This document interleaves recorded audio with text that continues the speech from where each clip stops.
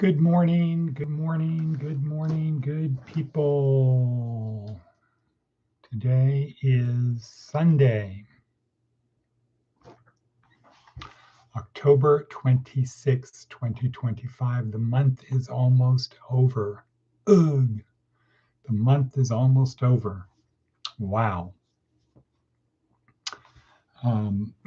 Just a few more days left in the month. Doing my little coffee.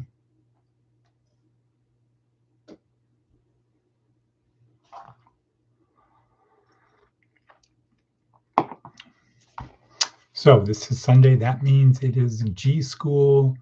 And today we're going to do, our theme is Evangelia Prima, part two, the German way.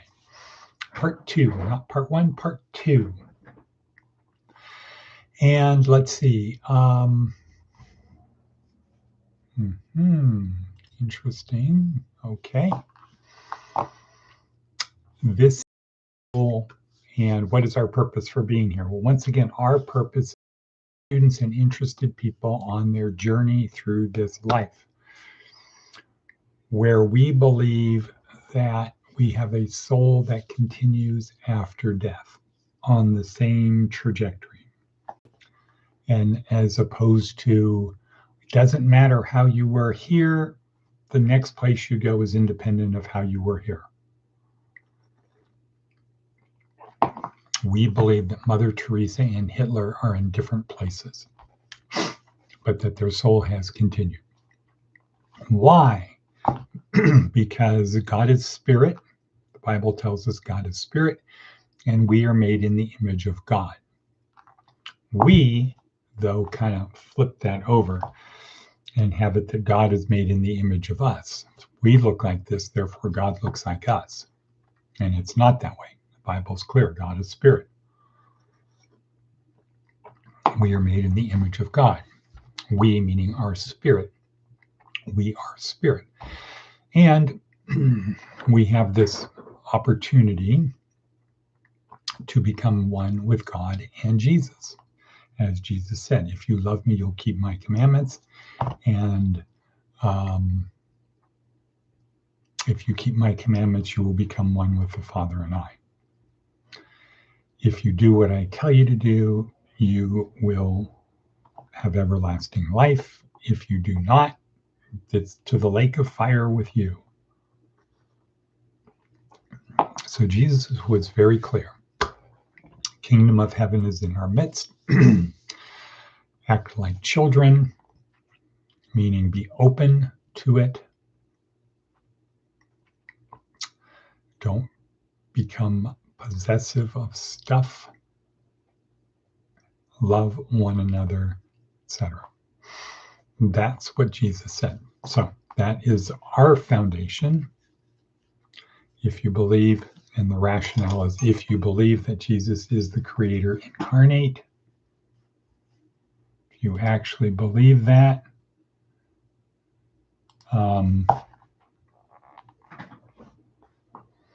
if you believe he was the Creator incarnate, if he tells you to do something, what should you do? If he says, believe me, what should you do? Believe, right.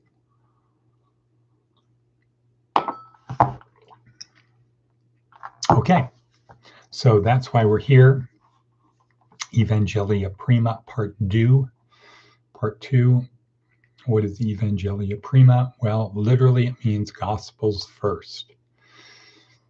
I encourage you, wherever you go to church, wherever you celebrate, I encourage you to just take a look at the readings and see the distribution. Notice the distribution between Gospels, what Jesus said, the Old Testament, in other words, aka the law, which we are not bound by, and Paul, the epistles, or the rest of the New Testament. I think you will find that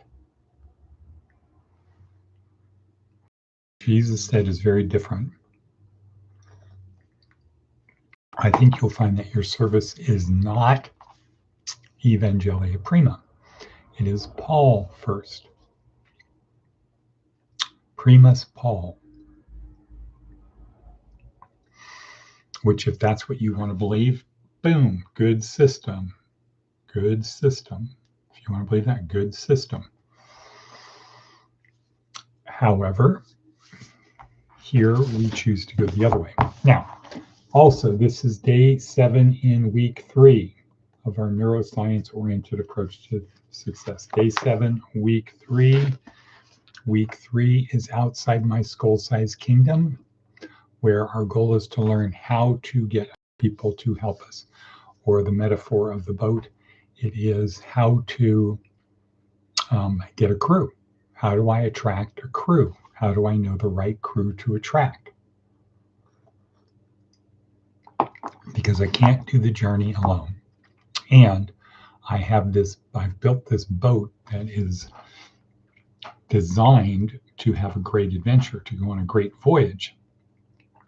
I can't do it alone if I wanted to. Now, I can scrap the whole thing, go back and have a raft, but why do that? Should I scrap the thing and have a raft, have a smaller boat? Or should I learn what's needed to get a good crew?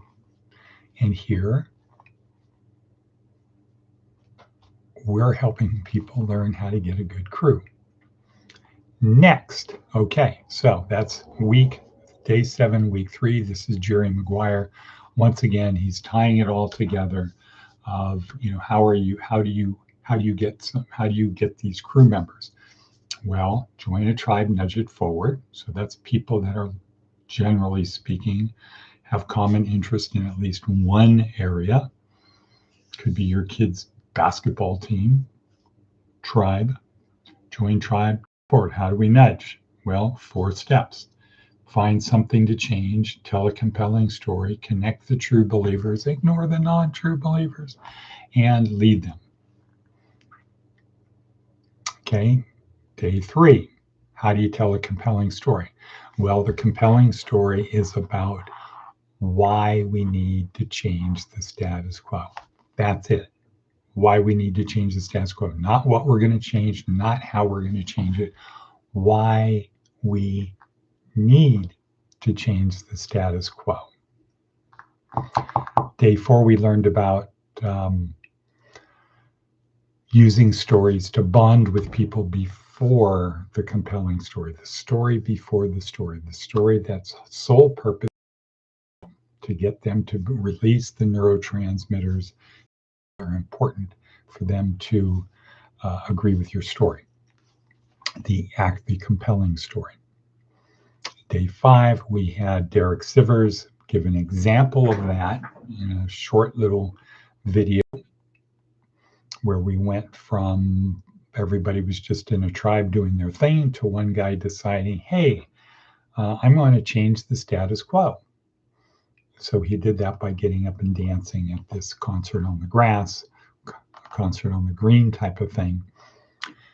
And pretty soon, at that point, he was a lone nut. Then he got a first follower, got a couple more first followers, and we see that they implemented the compelling story about why we need to change the status quo. Was it's more fun to dance than just sit on the grass. And then he led them. Anyway, okay. And then the last 2 days, yesterday and today, we looked at Jerry Maguire, the movie Jerry Maguire, where he had a couple scenes where he's doing it wrong. Not right, he's doing it wrong. So Friday, Derek Sivers, here's the way to do it. Here's an example. This works. And it was real. Jerry Maguire is a movie, but it illustrates how not to do it, how not to tell a compelling story. And footnote, in today's video, today's TED Talk, today's Jerry Maguire version, you actually have both guys, Jerry and Rod Tidwell, Jerry Maguire and Rod Tidwell. They are both trying to tell the other guy compelling stories, and they're not compelling. So Jerry's first compelling story was, let's work with them. This is a negotiation. Let's work with them. That's Jerry's compelling story. Why? Well, because when you started playing the game, it wasn't about the money. And Ron rejected that. Then Ron's compelling story was, this is who I am. You need to get them to see who I am and do your job. Which Jerry then, so that wasn't compelling to Jerry. Jerry then bounces back. You don't know what it's like being me trying to help you. And then he goes into the next compelling story, attempt to be a compelling story. Help me help you. Help me help you. Help me help you.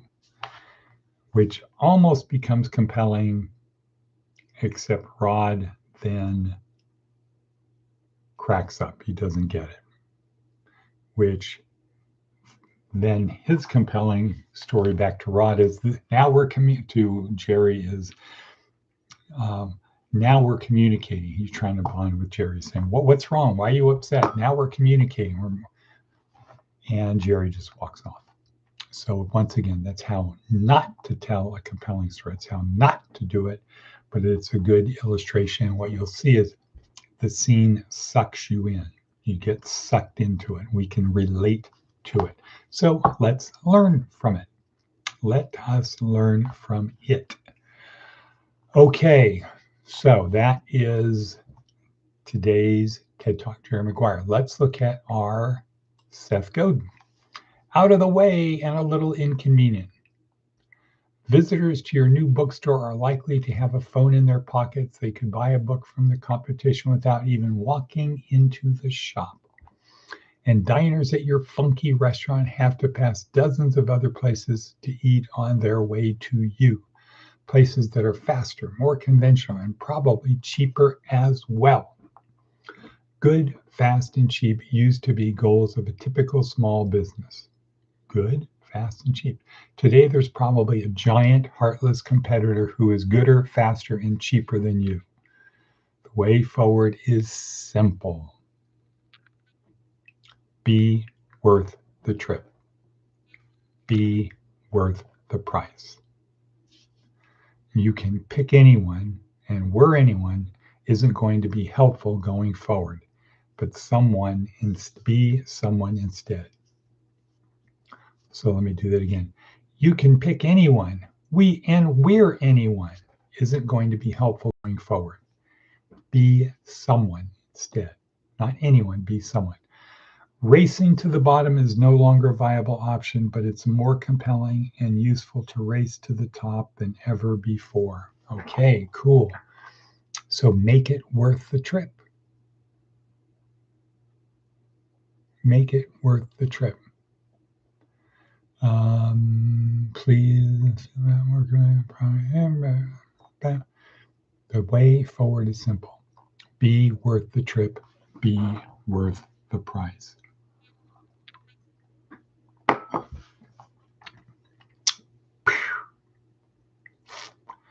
How did Ace Ventura do it?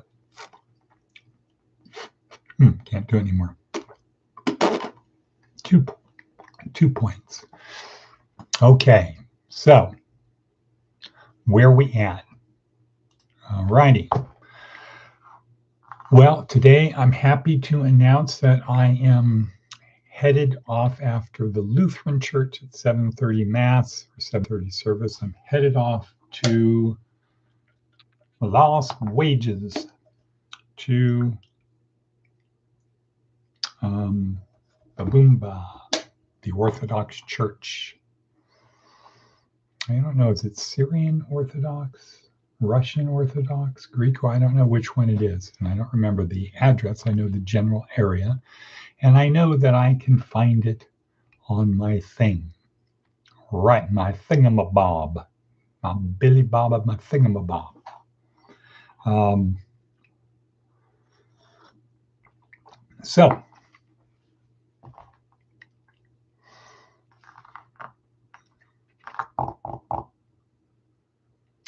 So, right. Okay. Evangelia Prima, day 2. Got about 4 minutes. Evangelia Prima. Gospels first. Why should we care? Well, I'll give you 2 reasons. One is if you're an adult who is incarcerated, especially in jail, and someone gets one opportunity, 1 hour, to try to get you to face towards Jesus and give you a little nudge to start walking that direction to find him, I think the best way is Evangelia Prima. Number 2,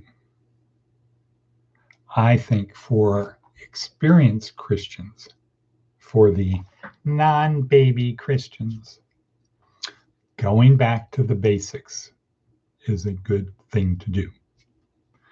If you're a farmer, you need to refresh the soil, crop rotation, things like that.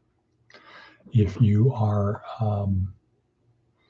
a forester, right, you need to clear the forest. You need to get rid of the stuff.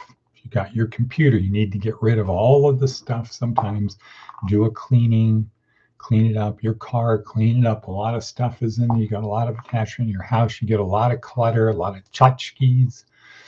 At some point, it's good just to go back, clean everything out, start from scratch, build it stronger. You've got a house, you got some problems with the house. You can keep trying to patch the deck, the porch area, or you can go in and say, you know what, let's just take it out and start over because it's had its day.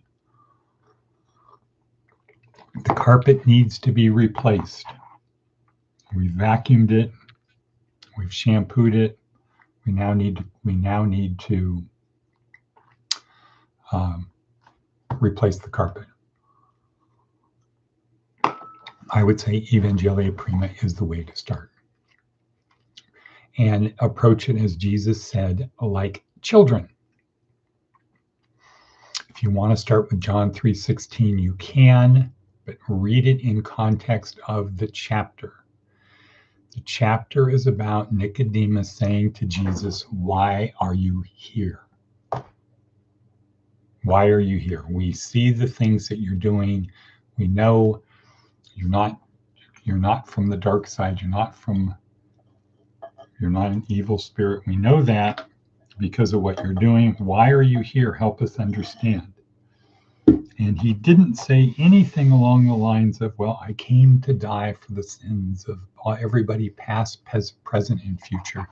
He didn't say, you're sinners today. You've been sinners. Everybody's been a sinner in the past. You have this nature. You're sinners. I'm going to die for you, and you're still going to be sinners. He didn't say that. He said, he's talking about teaching whoever believes. So my dad sent me. This time my dad sent me. He loved this world. Of all the worlds in the universe, he loved this world so much that he sent me to try to give people the opportunity to just do what I'm saying, to believe in me, to believe what I say, and have everlasting life. The context would be, there have been all of these prophets over the 1,000 years. Nothing has changed with the chosen tribe, with the tribe. Nothing has changed. We're the same. You are the same today as you were back with Moses or even before Moses. Nothing has changed. So this time, because my dad liked this world so much, he sent me. And whoever believes in me will have everlasting life. Implying if you don't believe me, you won't have everlasting life. Okay? I didn't come down here to punish people. I came down here to help people get back to be one with the Father and I, one with my dad and me, one with the Creator, to come back, to be back with us. And it's not that hard. So you can start with John 3:16 in that context. And that context is completely consistent with all of chapter 3. When you try to throw in Paul on that dying for our sins, God sent him to die for our sins, it gets very complex and convoluted because there's nothing in that chapter 3 and nothing anywhere near that where Jesus is talking about dying for people's sins. And at the most, I think it's at the Last Supper, he says, I came as a ransom for many. And the context of that can easily be read, looking from the outside in, can be read as they're going to kill me. And that's the ransom so they don't kill you. It's very clear. I'm here in Jerusalem. I did what I did. This is it. This is the Last Supper. Do these things in remembrance of me because I'm not going to be around. We all know it. That's why we're here. That's why we're on guard. In the Garden of Gethsemane, in the garden, he's saying, stay awake, be on guard, knowing what was going to happen.